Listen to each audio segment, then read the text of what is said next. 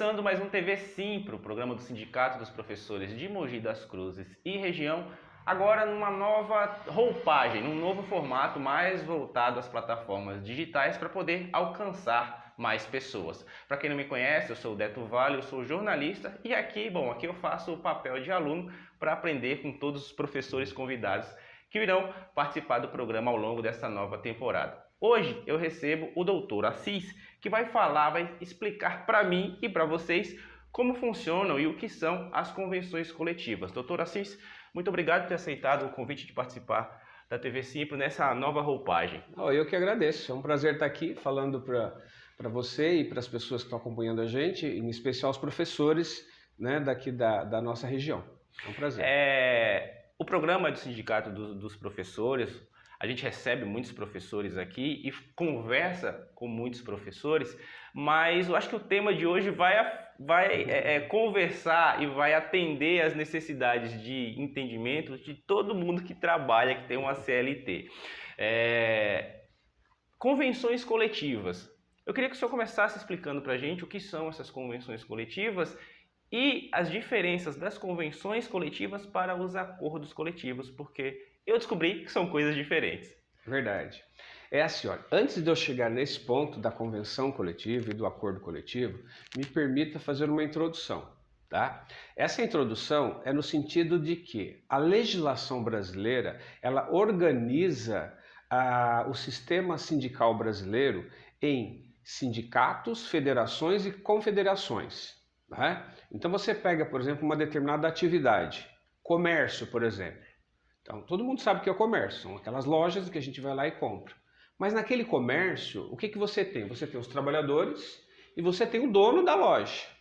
E quando a gente pensa em direito do trabalho, a gente sempre pensa em quem são as partes da relação de trabalho, que é sempre o patrão e o empregado, o empregador e o empregado, o capital e o trabalho. Então, mão de obra. Então, quando a gente pensa em atividade, vamos voltar lá para o comércio. Então tem lá os empregados do comércio e tem o dono do comércio. Então você tem dois polos e esses polos precisam ser representados dentro do sistema sindical brasileiro. Assim que a legislação definiu. Logo vai ter sempre o sindicato dos professores, por exemplo, o sindicato dos comerciários, que são os empregados do comércio, e o sindicato do comércio, que é o sindicato patronal. Assim como no caso dos professores, por exemplo, tem sempre sindicato dos professores, que é o nosso aqui, tá? Assim como tem o sindicato das mantenedoras do ensino superior, assim como tem o sindicato dos estabelecimentos de ensino do estado de São Paulo. Então tem sempre um sindicato, ou uma federação, ou uma confederação de cada lado, representando sempre a categoria, aquilo que nós chamamos de categoria econômica, que é o patrão, e a categoria profissional, que é o empregado. Sempre vai ter esses dois lados, né? Entendi, doutor Assis, mas explica pra gente o que são o que é uma convenção, o que é um acordo, se tem diferença entre os dois. Vou chegar lá. Veja bem, lembra que eu falei, você tem a representação. Como é que se dá a representação? Pelo sindicato, federação, confederação, de ambos os lados. Tanto da categoria econômica, patrão, quanto da categoria dos trabalhadores, categoria profissional que nós chamamos. Essas categorias, essa atividade, o que eu estou chamando de atividade? Atividade é o comércio, é o ensino, são as indústrias e assim por diante. Essas atividades, por meio dos seus respectivos representantes, sindicatos, federações e confederações, elegem uma database. O que é database? É um dia do ano em que começa a vigorar a convenção coletiva ou o dissídio coletivo, se for o caso. Já já a gente vai explicar o que é o dissídio.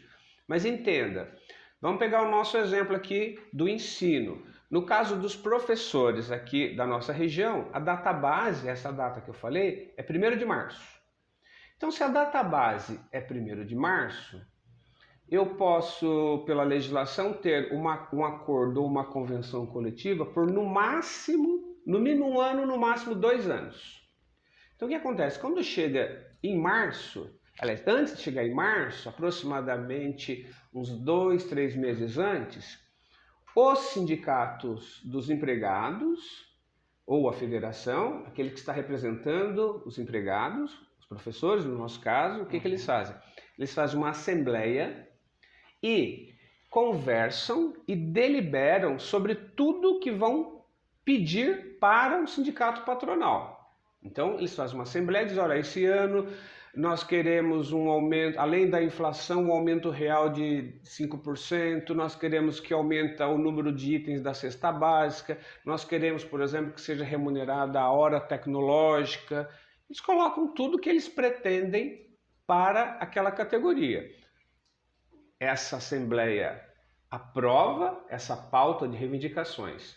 O sindicato, então, encaminha para o sindicato patronal dizendo o seguinte, olha, a nossa pauta de reivindicação é essa, aqui estão os itens que a categoria entende como necessário e aqui está a ata da nossa assembleia, todo esse processo tem que ter validação, né? Sim. A ata da nossa assembleia de aprovação e encaminha essa pauta, então, para o sindicato patronal. O sindicato patronal, por sua vez, recebe esse material, faz a sua análise através dos seus representantes, dos seus representados, né? Por exemplo, vamos pensar em ensino superior, eles analisam lá entre as mantenedoras do ensino superior e fazem a análise e nós marcamos algumas reuniões. E vão ter sucessivas reuniões, né? E nessas reuniões, a gente chama de mesa redonda, né? Antigamente chamava de mesa redonda, mas são reuniões, na realidade, entre os representantes do sindicato patronal e do sindicato dos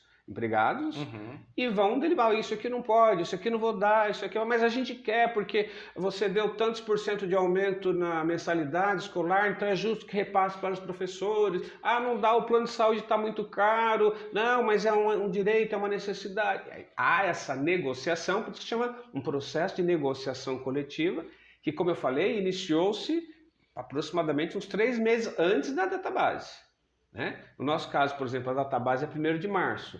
O Simpro Mogi começa essa negociação em novembro. Uau.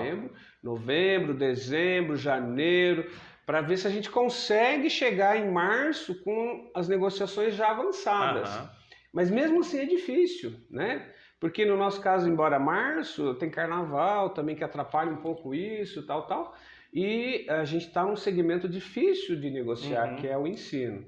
Pois bem, depois disso, superada essa fase de negociação, se essa negociação, esse aqui é importante, for frutífera, ou seja, o sindicato apresentou uma proposta adequada, razoável, dentro do razoável, nós marcamos uma nova assembleia e submetemos essa proposta para os professores na assembleia. Olha, a proposta patronal é tanto, o reajuste é tanto, a cesta básica é tanta, né? E se isso for aprovado pela assembleia, nós fazemos uma devolutiva para o sindicato patronal e eles falaram, ok, então vamos elaborar um documento nesse sentido. Quais são os documentos possíveis? Nesse caso, é o acordo coletivo ou a convenção coletiva, que na realidade é a mesma coisa, apenas dizendo que a convenção tem uma abrangência maior de sindicatos ou de federação, ou às vezes essa negociação é, por exemplo, com uma empresa específica, aí é um acordo coletivo, mas é a mesma coisa. O que é o acordo ou convenção? É como se fosse um contrato. Sim. Um contrato que você tem os dois lados. Que lado? Categoria profissional, representada pelo Sindicato dos Professores de Mogi das Cruzes. Categoria econômica, representada pelo Sindicato das Mantenedoras do Ensino Superior, por exemplo, né? E aí eles colocam lá as cláusulas que vão viger durante aquele 1 ano ou 2 anos para aquela categoria. E aí o importante é lembrar que todo contrato, você está fazendo um silogismo agora, quando nós, por exemplo, compramos um imóvel, por exemplo, Sim. Você vai me vender seu imóvel, eu vou te pagar tanto, tais em tais datas, aquilo, a gente costuma dizer no meio jurídico que aquilo faz lei entre as partes.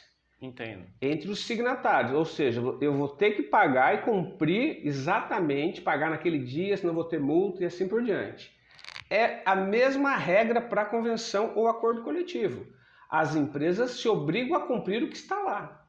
Se não cumprir, tem multas que ela deve pagar para o professor, né? No nosso caso aqui, o trabalhador, né? Ou também, se ela descumprir, o sindicato pode cobrar na justiça o descumprimento dessas cláusulas que estão ali. Tá. Agora sim, doutor Assis, o senhor falou que a convenção coletiva ela abrange a categoria. O acordo coletivo pode ser entre um grupo de funcionários e uma empresa, determinada empresa específica. Não, na realidade, me permita fazer uma observação. Tá. O acordo coletivo não é entre um grupo de empregados, é entre uma empresa e o sindicato. Entendi. Você Tá. pode pegar, por exemplo, às vezes o que você está...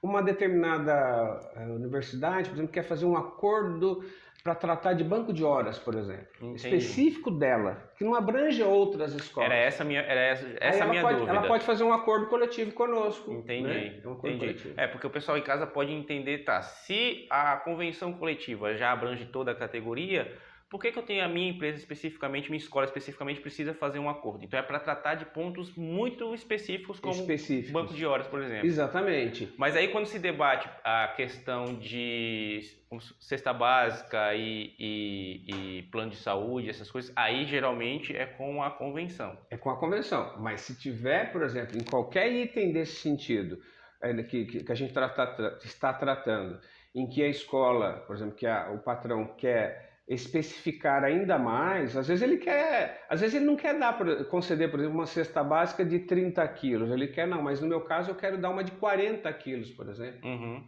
Ou até, se for melhor para o empregado, sempre vai ser adequado celebrar através de um acordo coletivo. Então ele entra em contato conosco, nós tratamos especificamente. Aí aquela assembleia que eu falei vai ser só com aqueles profissionais daquela escola. Entendi. Né? É muito comum, por exemplo, na nossa categoria, às vezes uma universidade, ela, por exemplo, dependendo do horário de trabalho dos professores, o professor, por exemplo, que sai 10 horas da noite da faculdade. Na nossa região aqui, muitas faculdades terminam às 10 horas. Né? Pela lei, ele não pode voltar a trabalhar no outro dia às 9 horas da manhã, às 8 horas da manhã, que é quando começa as aulas. Ele só pode a partir das 9. Por quê? Porque entre ele sair um dia à noite e retornar no dia seguinte, tem que ter 11 horas de intervalo. Entendi. E se ele sair às 10 de um dia e voltar às 8 do outro dia, vão ter 10 horas. Isso dá complicações para a empresa. Como é que resolve isso? Através de um acordo coletivo. Então nós negociamos com a escola, vamos até a escola e falamos para o professor, você concorda com isso? Porque para o professor acaba sendo vantajoso, porque ele aumenta a carga horária dele. Então, é aquilo que nós chamamos no direito que é in melius, aquilo que melhora a condição do trabalhador, mas só resolve isso através de um acordo coletivo. Entendi. Então há um acordo coletivo específico com aquela empresa, com aquela mantenedora, por exemplo, para resolver uma questão que vai favorecer os trabalhadores, mas que a empresa também não quer simplesmente fazer daquela forma sem ter um documento que dê garantia jurídica a ela, entendeu? Agora, doutor Assis, o senhor falou exemplificou aqui com o Simpro Mogi que essas negociações começaram, aqui no caso do sindicato, lá em novembro. E a data base da categoria é 1º de março. Tá. Chegou em 1º de março, não tivemos um acordo assinado. O que acontece a partir daí? Normalmente, quando chega em 1º de março, a gente realmente não tem esse acordo assinado. Isso é costumeiro. Por quê? Porque há um equilíbrio de forças, né? O empregador quer normalmente dar menos e a gente quer que dê mais e a gente vai tentando e tal. Pois bem, se eventualmente não...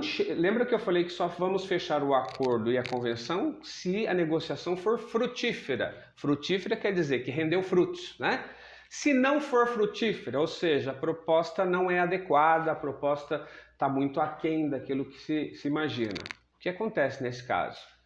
Nós podemos pedir uma mediação do Ministério do Trabalho. Aí nós solicitamos uma mediação, o Ministério do Trabalho vem, designa um profissional, normalmente um auditor do trabalho, para tentar fazer essa composição, né? Se isso também der frutos, vira de novo um acordo ou uma convenção coletiva. Mas se não der frutos, tá? O sindicato dos empregados faz uma nova assembleia e diz assim: olha, meus representados, meus professores representados, trazendo aqui para o nosso campo, não teve jeito, já tentamos negociação, já tentamos a mediação e não avançou. Então, nós vamos entrar com um dissídio coletivo, tá? Vamos fazer um parênteses aqui. O que é dissídio? Tá? É importante esclarecer. Vamos só lembrar uma coisa. Sair um pouquinho do direito coletivo e explicar um pouquinho sobre o direito. Dissídio vem da palavra dissidência, discordância. Aquilo que tecnicamente no direito nós chamamos de lide, que é uma pretensão resistida. Ou seja, eu tenho uma discórdia, eu não tenho um consenso. O consenso seria a convenção e o acordo coletivo. Nesse caso, eu não tenho esse consenso. O que acontece? No direito, quando a gente pensa em dissídio, eu tenho dois tipos, dissídio individual e o dissídio coletivo. Dissídio individual é aquela reclamação trabalhista que o próprio empregado, individualmente, ele, por exemplo, quer receber horas extras, o patrão não quer pagar, o ex-patrão não quer pagar, ele entra na justiça com um processo trabalhista, pleiteando os direitos dele, a empresa se defende e uma hora o juiz decide lá se ele tem direito ou não. É o mesmo silogismo, é muito parecido com o dissídio coletivo. A diferença é que no dissídio coletivo você tem a representação de uma categoria, não individual, né? Então você vê lá, lembra que a gente começou falando que no sistema sindical as partes são representadas por sindicatos, federações e confederações. Sim. Então nesse caso, por exemplo, o sindicato ou a federação dos professores ingressa com um processo de dissídio coletivo na Justiça do Trabalho contra o Sindicato das Mantenedoras. E o que o Sindicato das Mantenedoras faz? A mesma coisa, vai se defender, vai ter audiência de tentativa de conciliação, igual um processo comum, processo individual comum, só que tudo feito na esfera coletiva, representada por seus respectivos sindicatos, ou federações ou confederações, e ao invés de ser na primeira instância da Justiça do Trabalho, porque aquele dissídio individual que eu falei, da ação de reclamação trabalhista, você vai na vara do trabalho, em primeira instância. Os dissídios coletivos são de competência originária, que nós chamamos, eles começam no Tribunal Regional do Trabalho. No nosso caso aqui, o Tribunal Regional do Trabalho da 2ª Região, que fica ali na Consolação. Então começa ali o processo. Então como é que acontece isso? A gente conta tudo para o juiz. Olha, nós lá em novembro começamos o processo de negociação, fizemos a assembleia, fizemos a pauta de reivindicação que foi aprovada pela Assembleia, encaminhamos para o Sindicato das Mantenedoras. Esse Sindicato das Mantenedoras avaliou, marcamos reunião para o dia tal, as atas dessas reuniões são essas e essas. Depois disso, tentamos mediação, a mediação não foi, contamos toda aquela história.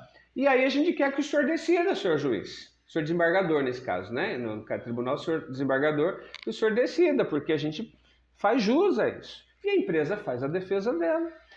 Esse desembargador vai novamente tentar a conciliação. E aí que tá. Se ele conseguir conciliar as partes, mas veja que você já entrou com um processo de dissídio. Aí você vai ter um acordo em dissídio coletivo. Acordo no processo coletivo, né? E o acordo vai ser esse. O nome do instrumento é Acordo em Dissídio Coletivo. Se não tiver acordo, se eles não conseguirem conciliar, o tribunal, uma hora, ele vai dar uma sentença. Sim. Se chama sentença normativa. Essa sentença é a decisão do tribunal daquele dissídio coletivo.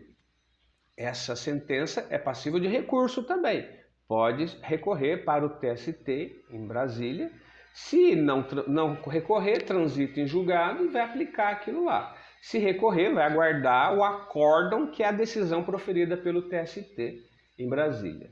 Então, vamos novamente usar aqui o exemplo do sindicato, da database da categoria dos professores. Quando eu, professor, ligar aqui no sindicato no dia 2 de março, eu pergunto, já saiu o dissídio ou pergunto, já saiu o acordo? Apesar de ser comum.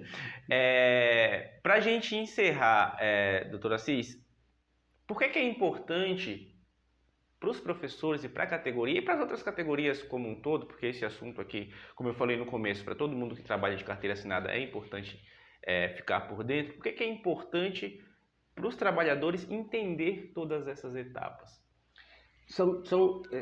Na verdade, assim, me permita, eu já te explico já essa questão da importância, mas antes eu queria falar. Quando a pessoa então liga para cá e pergunta, mas já saiu o dissídio? Não é essa a pergunta, né? Já saiu o reajuste salarial? Esta é a pergunta. Porque pode ser que tenha sido o acordo ou a convenção coletiva que fixou o reajuste e não o dissídio, porque o dissídio, como eu falei, é só quando há dissidência, né? Então a data base, muita gente conhece a data base como a data do dissídio. Não, não é a data do dissídio. É a data base onde começa a vigorar aquelas novas condições que foram ajustadas. E esta data base não é data do dissídio, é data do reajuste. Fica claro isso, né? Só vai ter dissídio depois de muita negociação, né? Pode ser até que não tenha, né? Normalmente não tem, mas pode ser que vira a ter. Agora, é importante as pessoas entenderem que esses direitos que as pessoas têm, que os direitos trabalhistas, eles não brotam somente da CLT. Então, quando a gente pensa em direito, a gente pensa de onde vem o direito? No Brasil, nós não temos uma Constituição de costume, nós temos uma Constituição escrita, porque em alguns países, por exemplo, como a Inglaterra, a Constituição deles não é escrita, é de costume, né? Baseada no costume. A nossa não. Nós somos um povo relativamente novo, um país novo, e aí então tudo tem que estar escrito, porque se não tiver já escrito, tem muitos que não respeitam, já dá muito trabalho. Se não estiver escrito, daria muito mais trabalho. Então nós temos uma Constituição da onde brota alguns direitos. Alguns direitos vêm da Constituição. Outros direitos brotam da CLT. Outros direitos brotam da convenção ou acordo ou dissídio coletivo daquela categoria. Por exemplo, há direitos na nossa convenção que só a nossa categoria tem. Por exemplo, recesso no final do ano. Qual é a categoria que, além das férias, no nosso caso em julho, férias coletivas dos professores, tem no mês de dezembro, que fica 30 dias em casa, recebe por aqueles 30 dias e não pode ser chamado para o trabalho, fica 30 dias em casa. Isso é uma conquista que a nossa categoria dos professores que conseguiu para os professores. Então isso, por exemplo, brota da onde? Onde é que está escrito isso? Na nossa convenção coletiva. Então, o professor tem esse recesso porque o sindicato lutou para conseguir isso. É isso que as pessoas muitas vezes não entendem. Elas acham que tudo vem da lei. Não, não é da lei. Porque se fosse da lei, o professor, por exemplo, não teria adicional de hora atividade, não teria, quando demitido, aviso prévio de uma indenização de mais 15 dias, não teria, por exemplo, garantia semestral de salários. O professor que é demitido no meio do semestre, ele recebe salários até dezembro. Porque, óbvio, que se ele foi demitido em maio, aonde que ele vai conseguir outro emprego? Não vai conseguir. É diferente se eu trabalho no comércio, por exemplo. Eu posso sair de uma loja e entrar num outro emprego na sequência. O professor não, porque nós sabemos que é uma característica da nossa categoria a contratação somente no início do semestre. Então, se a escola manda o professor embora em abril, por exemplo, ela vai ter que pagar salário, respeitadas determinadas condições, até 30/6, até 30 de junho. Isso é uma coisa específica da nossa categoria. E o que eu acredito que os professores deveriam entender é que o sindicato precisa ter a força para fazer essas negociações e manter esses direitos. Porque nós vivemos um período hoje em que as mantenedoras, principalmente do ensino universitário, muitas delas são de grandes conglomerados e elas querem retirar esses direitos que nós já conseguimos, né? E a gente tem que lutar para manter esses direitos e conquistar outros. Por isso, da força do sindicato, da importância da participação dos professores na nossa atividade sindical. Agora, para a gente encerrar, duas coisas. Na sua última resposta, você citou que é preciso ter um sindicato forte. O que é um sindicato forte? E, para concluir, eu queria que você passasse um recado final para as pessoas, emendando nessa sua última resposta. Tá bem. O sindicato forte é aquele em que conta com a participação dos seus representados.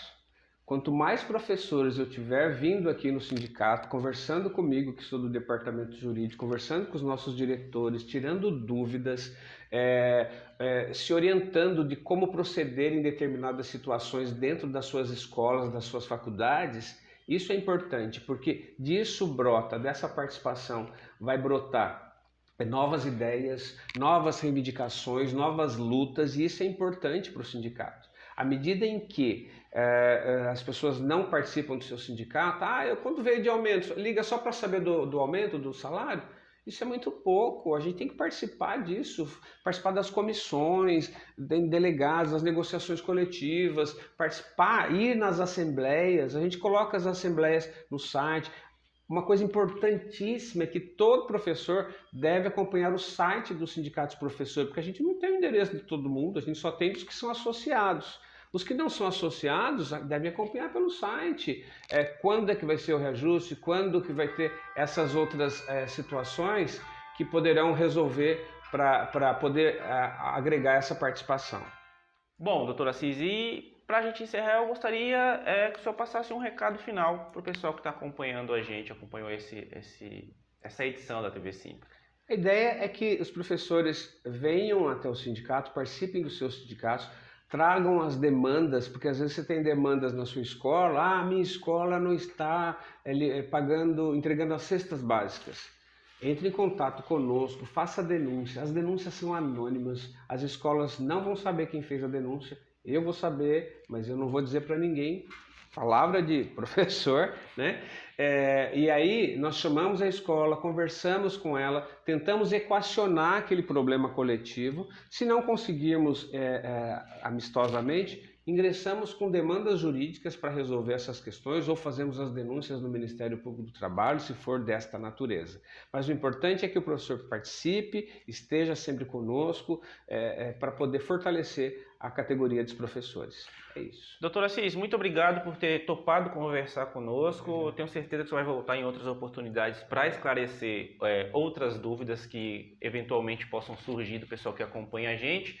E para vocês que ficaram até aqui, eu quero agradecer e fazer o convite para você acompanhar o Simpro Mogi nas redes sociais. Estamos com conteúdos novos em todas as plataformas, então procura pela gente. Se tiver alguma dúvida, manda por lá que a gente encaminha para o Dr. Assis. Eu tenho certeza que ele vai responder com o maior prazer. Perfeito. Muito obrigado de coração a todo mundo que ficou até aqui. Eu espero ver todos vocês na próxima. Até lá. Um abraço a todos.